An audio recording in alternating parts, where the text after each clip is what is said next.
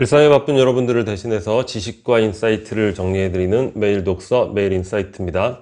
오늘은 정신분석학자 이승욱의 포기하는 용기, 이 책에 대해서 한번 살펴보도록 하겠습니다.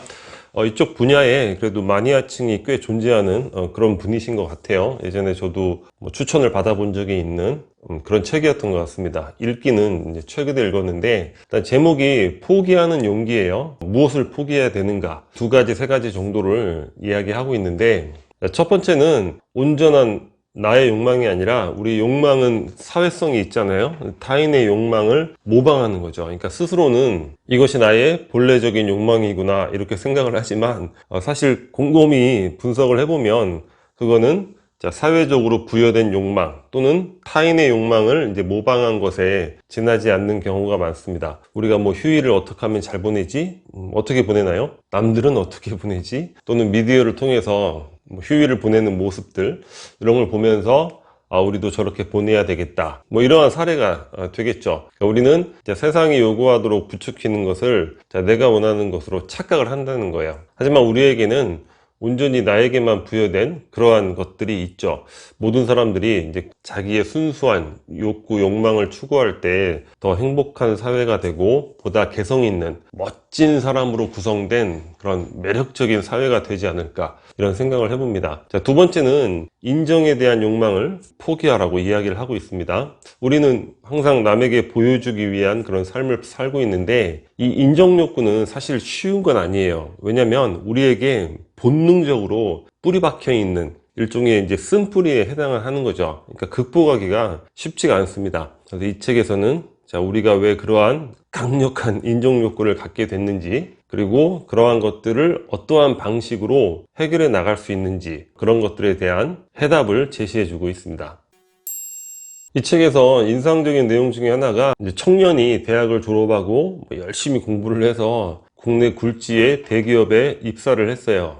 정말 기쁜 일이죠. 근데 입사에 성공한 날 아버지가 술이 좀 거나하게 취하셨나 앉혀놓고 아들에게 이야기를 합니다. 아들아, 나처럼 살지 마라. 나 같은 회사원은 되지 마라. 그런데 그 아버지는 바로 아들이 가고자 했던 그러한 굴지의 대기업에서 평생을 보내신 거죠. 아들의 입장에서는 그 아버지의 이미지가 굉장히 만족하고 굉장히 지나치게 열정적으로 열심히 일하는 그런 사람으로 비춰왔는데, 아니, 아버지가 저렇게 자신의 삶을 회의하면서 살아왔다는 것에 대해서 믿기지가 않는 거죠. 깜짝 놀라는 겁니다. 이 저자가 정신분석학자고 실제로 이제 상담실을 운영을 하면서 수많은 사람들을 만나서 상담을 하고 있어요.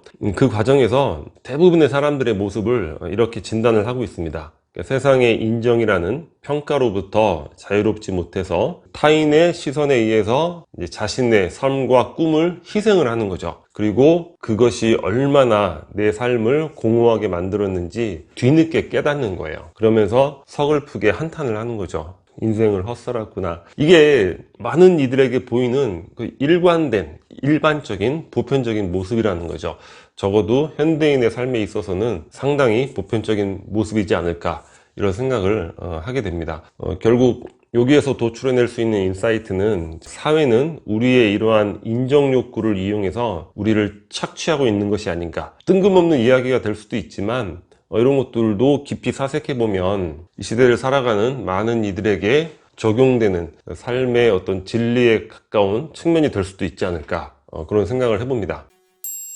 누구나 찌질하다. 저자가 이제 상담을 해나가는 과정에서 수많은 경험의 결과가 되는 거죠. 우리가 보기에 사회적으로 대단히 성공하고 겉으로는 누구보다 강하고 카리스마 넘치고 이렇게 보이는 사람들, 막상 상담을 와서 이야기를 하다 보면 일반인들보다 더 마음속 깊은 곳은 그 나약하게 떨고 있다는 거예요. 그런 찌질한 모습이 있다는 거죠. 그러니까 밖에서 보는 타인들은 믿기가 어려울 것이다, 이렇게 이야기를 하고 있습니다. 자기 안에 온전한 나와 마주할 용기가 없기 때문에 전혀 다른 타인의 인정에 기반한 그러한 허상, 자기에 대한 허상을 삼아서 그것을 이루려고 또 어마어마하게 노력하는, 더 열심히 노력하는 이런 모습들이 보인다는 거죠. 이런 것들 부분을 제가 뽑아서 말씀드리는 이유는, 찌질하다는 거는 우리 스스로를 돌아보면 우리가 다 알 수 있죠. 우리 다 그런 거 있잖아요. 찌질한 결핍들, 남들에게 다 숨기고 있을 뿐이죠. 근데 이런 것들에 대한 그 찌질함의 보편성을 우리가 좀 이해할 필요가 있지 않을까. 그러니까 자기 치유라는 게 이런 걸 통해서 가능하게 되는 거죠. 아, 이거 나만 왜 이럴까? 그런 게 아니라 우리가 사회적으로 보는 아주 카리스마 넘치는 그 멋진 사람들도 다 똑같다는 거예요. 인간은 누구나 찌질한 결핍을 가지고 있다. 아까 인정욕구 말씀드렸는데 벗어나기 어렵다고. 왜 그러냐? 인정욕구는 우리의 본능이라는 거예요. 자, 말을 배울 때 아이가 나는, 내가 뭐 이렇게 말을 시작하는 경우가 없죠. 자, 모두가 다 어떻습니까? 타인에 대한 말을 먼저 하죠. 엄마, 할미 이런 말을 먼저 한다는 거예요. 인간은 자신을 직접 바라보질 못한대요. 그 어린이가 어떻게 자신을 직접 바라보겠습니까? 거울을 보면서 아, 나의 자아는 뭐 이렇구나 이런 거 못하잖아요. 나를 보는 다른 사람의 표정, 엄마의 표정을 보면서 내가 어떤 존재인지를 알아간다는 거예요. 그러니까 우리는 성인이 돼서도 타인의 인정에 목마르게 된다는 거죠. 타인의 표정 이런 걸 통해서 자신을 인식하게 되는 거예요. 사랑을 하게 된다 하더라도 사랑하는 이의 표정과 말투 하나하나에 막 민감해지고 막 그런 거 가지고 막 싸우고 많이 그러잖아요. 그러니까 관계 속에서만 자신의 존재를 파악하기 때문에 집착하고 이렇게 되는 거죠. 이렇게 본능적으로 갖게 된 우리 가슴 속의 쓴뿌리, 인정욕구, 과연 이걸 어떻게 벗어날 수 있을 것인가? 그 부분에 대해서 이야기를 해보겠습니다. 자, 그러면 무엇으로 인정을 받아야 하는가? 타인에게 인정받으려고 노력하면 노력할수록 그거는 계속 악순환에 빠질 뿐이죠. 그러니까 스스로를 잘 가꾸라는 거예요. 타인에 의지할수록 그런 삶은 계속 더 불안정하고 불안해질 수밖에 없는 거죠. 이 저자가 자신의 경험담을 이야기를 하고 있습니다. 뉴질랜드로 유학을 가서 이제 공부를 하는데 공부하기가 너무 공포스러운 거예요. 한 학기를 지나고 나서. 두 학기째를 맞이했는데 이걸 포기하고 가야 되나 고민을 하던 찰나에 하여간 우리가 살아가면서 생길 수 있는 안 좋은 일이란 안 좋은 일은 이 저자에게 다 생깁니다. 경제적 궁핍부터 시작해서 여러 가지가 다 한꺼번에 찾아오게 되는 거죠. 그래서 고민을 하던 끝에 뭐 본인이 불교 신자는 아니었는데 이제 부모님께서 독실한 불교 신자였다는 거예요. 그래서 밤마다 108배를 했답니다. 기도를 하면서. 이것이 나의 유학생활을 잘 마치게 해주세요. 그런 게 아니라 그냥 단지 하루하루 버틸 힘만 주세요. 그러면서 하루에 5시간 이상을 자본 적이 없대요. 경제적으로도 어려우니까 뭐 온갖 아르바이트를 다 하면서 그 어려운 학과 공부, 영어와 사투를 벌이면서 하루하루를 버텨나갔다는 거예요. 그렇게 지속해 나가는 게 3년, 6년 이렇게 됐다고 합니다. 학위과정 마치고 뭐 석사하고 이렇게 흘러왔다는 거죠. 어떤 경우에는 108배를 하면서 막 울면서 통곡을 하기도 하고 너무 피곤해서 108배를 하면서 잠들기도 하고, 하지만 단 하루도 빠지지 않고 108배를 했다는 거죠. 저자는 자기 인정을 어떻게 하겠습니까? 자기 자신이 인정을 하는 거죠. 그 부분에 대해서, 그러니까 내 자신과의 약속을 지켰다는 거. 그러니까 타인의 인정, 자시고 뭐 세상의 인정이고 다 필요가 없는 거예요. 인생을 살아가면서 유일하게 남는 건 딱 그거 하나라는 거죠. 내가 내 자신을 인정할 수 있게 됐다는 거예요. 그러니까 우리가 뭐 타인의 인정에 뭐 목마라하고 뭐 이럴 필요가 없죠. 스스로가 자기 자신이 자기를 인정하면 되는 거죠. 혼자서도 잘 사는 사람이 둘이서도 잘 산다. 이 타이틀을 보면서 생각났던 식구가 있어요. 제가 고등학교 때인가 엄청나게 베스트셀러가 됐던 시집이 있는데 그 서정윤의 홀로서기라는 그런 시집이 굉장했죠. 근데 그 시집의 가장, 그 시의 가장 첫머리에 나오는 내용이 바로 이겁니다. 둘이 만나서 이렇게 쓰는 게 아니라 자, 홀로선 둘이 이렇게 만나는 것이다. 이게 바로 이제 그 시집에 나온 식구인데 굉장히 인상적이었어요. 이 내용하고 똑같죠. 혼자서도 잘 사는 사람이 둘이서도 잘 산다. 얼마 전에 가수 제시가 무슨 랩으로 이렇게 뭐 경쟁하는 그런 프로그램에 나온 부분을 잠깐 본 적이 있는데 저는 그 부분밖에 안 봤어요. 전후 맥락은 전혀 모릅니다. 근데 제시가 니들이 뭔데 날 평가해 뭐 이런 얘기를 하더라고요. 근데 그 장면은 상당히 인상적이었던 것 같아요. 그런 거죠.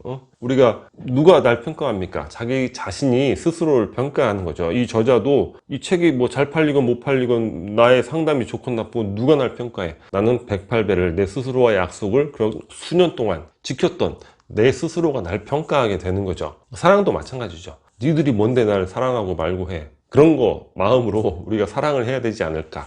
홀로선 둘이 만나야 더 잘 산다는 거예요. 사랑 그 속에서 자기의 존재를 찾으려고 하면 집착과 어떤 여러 가지 불행의 결말밖에 기다리지 않지 않을까, 이런 생각을 해보게 됩니다.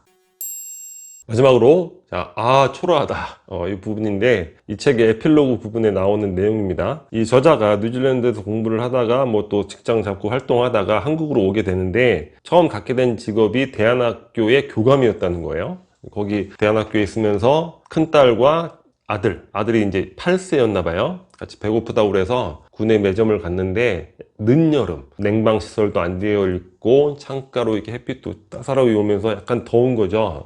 그러면서 아이들하고 이렇게 라면 같은 거, 떡볶이 같은 걸 먹고 있었는데, 순간 불교적 관점으로 도노 돈수, 깨달음이, 단박 깨달음, 푹 이런 게 이 저자에게 찾아왔다는 거죠. 그 깨달음이 무엇이냐?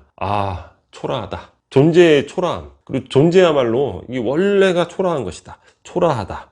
찌질하다. 그런 표현을 쓸 수도 있겠죠. 그 사실을 거역하고 자시고 그런 의문을 품고 이런 개념이 아니라 그냥 훅 들어온 거죠. 들어온 거. 지나간 인생들 생각하면서 그 버림과 포기, 불안과 뒤척임의 세월, 그 끝장이 이것이구나. 나는 참 초라하다. 근데 그 깨달음이 뭐냐면 이 초라함을 안다는 것. 이 초라함을 안다는 것이 우리가 타인을 연민할 수 있다는 거야. 그러니까 인생은 고통이잖아요. 그러니까 연민이라는 게 정말 중요하죠. 연민. 그런 것들이 연대가 될 수 있고 파괴가 될 수도 있고 사랑이 될 수도 있는 거고, 그럼으로써 우리가 연민함으로써 우리는 더 이상 초라해지지 않을 수 있다는 거야. 그러니까 세상을 망치고 주변을 괴롭히고 이런 것들은 모두 과한 욕망, 자아에 대한 과한 욕망을 갖고 있는 그런 이들로 인해서 세상이 망치고 있다, 이런 이야기를 하고 있습니다. 마지막으로 그런 욕망을 포기합시다, 이렇게 에필로그에서 이야기를 하고 있습니다. 이 이외에도 이 책에는 여러 다양한 그런 상담 사례들이 있어요. 여러분들 읽다 보면 이건 내 얘기인데 이렇게 생각할 수 있는 부분도 있을 수 있고, 여튼 사회가 우리의 인종 욕구를 이용해서 우리를 착취하는 것일 수도 있다, 이런 생각들. 그리고 우리 도저히 극복하지 못하는 이 인종 욕구의 쓴뿌리는 무엇인가, 그리고 무엇으로 이걸 해결할 수 있는가, 내가 내 스스로를 인정할 수 있게 만드는 그러한 자기 약속, 그런 것들을 설정하고 지켜야 되겠다. 그리고 우리는 다 초라한 존재다. 서로 연민함으로 인해서 우리는 그걸 극복할 수 있다는 거죠. 더 나은 우리가 되어갈 수 있다는 거. 많은 생각을 하게 만드는 책이었던 것 같습니다. 오늘 영상은 여기서 마치도록 하겠습니다. 여기 캐리커처가 구독 버튼이고요. 구독과 좋아요 많이 부탁드리겠습니다. 감사합니다.